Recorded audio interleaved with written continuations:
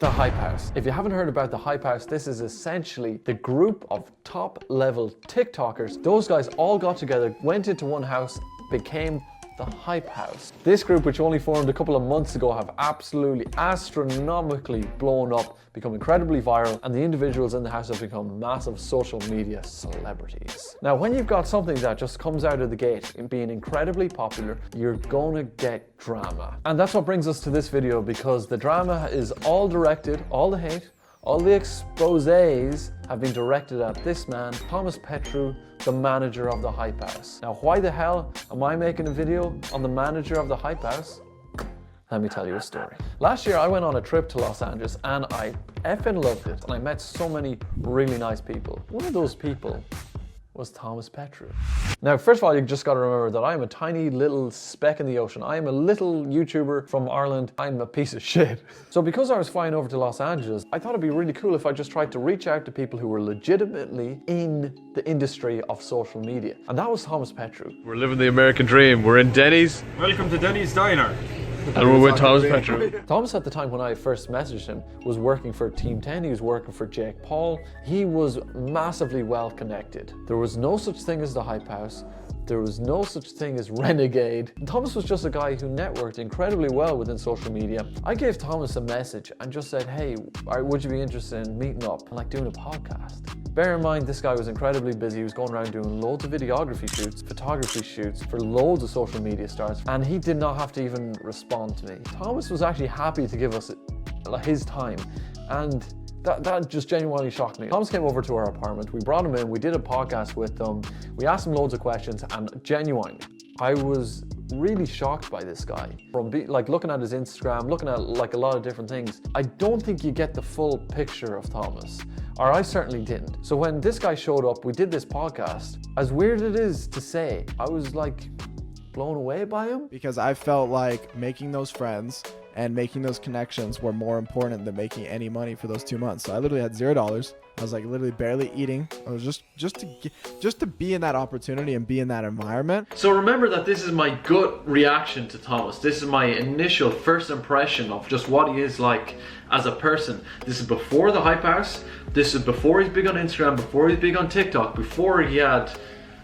all this going on for himself, and before he's turned into an evil bastard by the internet. This is how Thomas came across. So bear in mind, we are listening to Thomas now when people were doubting him. But I care a lot more about making a successful business that can set up my kids in the future to be able to run a business when they grow up and keep spreading, because that's what I care about. But when we left this interview, I really liked Thomas. Thomas came across so well to us that when we came out of the podcast, we were like, wow, I think this guy could go pretty far. I don't care how much I have to work. I don't care if I have to work 24 hours a day. I will make sure that I have a house by the time I'm like 24, 23, hopefully. Like I would go do a shoot at 1 a.m. till 7 a.m. if I had to every single day to get a house in a year. So for a guy like this who made actually such a good impression on us, why does the internet have such a bad impression of him? This is where we're going to need to get into a little bit of the drama. Okay, let's detail this as quickly and succinctly as possible. A group formed under the name of the Hype House. The individual members of the Hype House promoted this entity and blew it up and gave it a huge amount of attention and made it successful before there was a formal business structure behind it.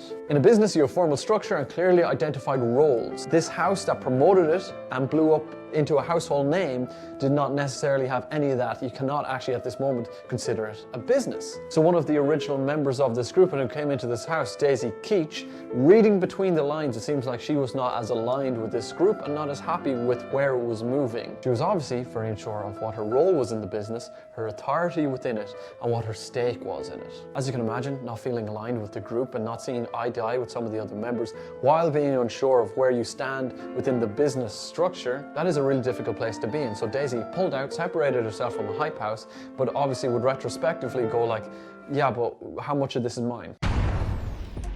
So now what we're seeing is the public dispute between a group of people retrospectively trying to claim different portions of the business that grew such a successful name so quickly without there being structure. As they say, entering into business with your friends, it's usually not a good move, and when it's such a public dispute, things get ugly. There was a failure within the business to keep the peace and to clearly identify different roles for everyone.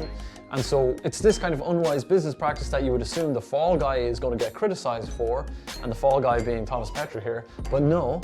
Instead, the internet has decided to just simply attack his character. As is typical of the internet, Thomas Petrou has been accused of greed, manipulation, and worst of all, unworthy of his success. I think we need to remember how the internet is very good at reframing people's actions and making them look particularly bad. In Thomas's case, his hard work of successfully networking with so many social media personalities is reframed as manipulating people who are younger than him. Him taking on a leadership role and setting innocuous rules for the house is seen as power-hungry, manipulative, and controlling, rather than a guy who simply wants a business to succeed. Thomas is in a difficult situation as it is in terms of navigating how the whole business is going to form around the hype house. But on top of that, he's got this incredible public criticism that jumps to the conclusion of demonizing him and making his actions seem absolutely reprehensible, where at the heart of it, I know this is a genuine, nice, hard-working guy, and so I just think that's a bit sad.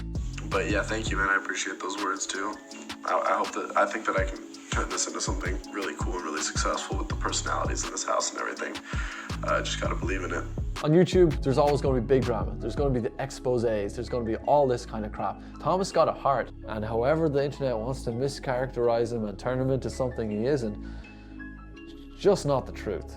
And I think I'm here as a reminder that like a lot of these people who are online or whatever, they're real people, and oftentimes they're just normal people. Moving to Los Angeles with no money in my pocket, no job, nothing, and then just trying to figure out life from there while filming all of it. Like after a year, I was like, I literally like hate my life. I was like, I hate what I'm doing. I hate that it's not going anywhere. But I just push through. So if you're one of those people that has actually watched a lot of these drama channels and has consumed a lot of content around this, then the guy who I would consider a friend, Thomas Petrou, has probably been painted in an incredibly bad light. This guy who's made this incredibly successful thing is genuine, nice, and determined. And as someone who I genuinely could click with. Now, you can believe me, you can not believe me, maybe you don't care about my opinion whatsoever, but I will say, my opinion's pretty good. So, I'll talk to you guys in the next video. That's it, I'm out, goodbye.